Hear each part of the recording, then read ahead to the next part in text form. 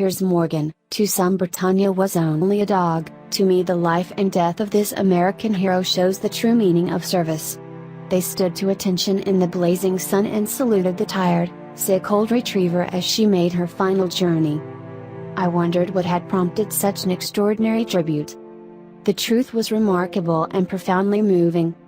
Bretagne was the last surviving search and rescue dog sent into Ground Zero after the 9/11 attacks. It was her very first deployment.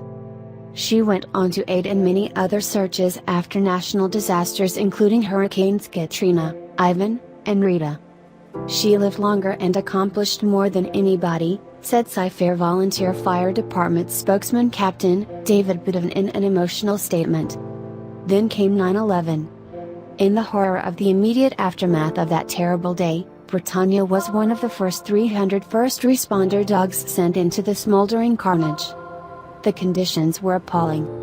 But for 10 long, arduous, draining days, Bretagne worked 12-hour shifts rummaging through the rubble of Ground Zero. Her first role, of course, was to try to find survivors. Sadly, she found none. Her second role was to search for remains of those who had been killed.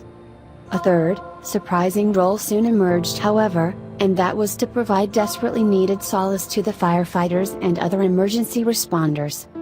Denise, who slept outside with Bretagne after each shift, elaborated, they would come by to pet her and thank her, and so it became the unexpected role of therapy dog.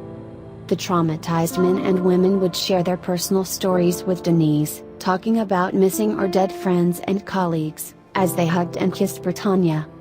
Bretagne went on to have a 9-year career, often risking her life in the most dreadful of circumstances. On one occasion, Denise remembers watching her standing on the end of a dangling staircase.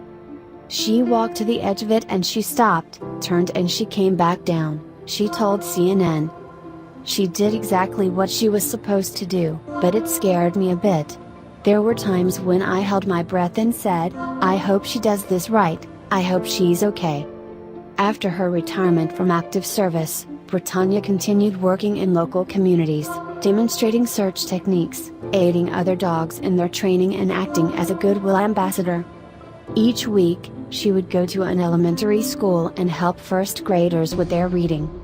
There have been many people, and indeed animals, who have served their country gallantly during the 239-year history of the United States. Few, though, have contributed such unbelievable selflessness, courage, determination and true grit. Even fewer have been able to go about their difficult, exhausting, often helpless work in a way which brought such comfort to those suffering from terrible tragedy. Bretagne was a great dog. She was also a great American.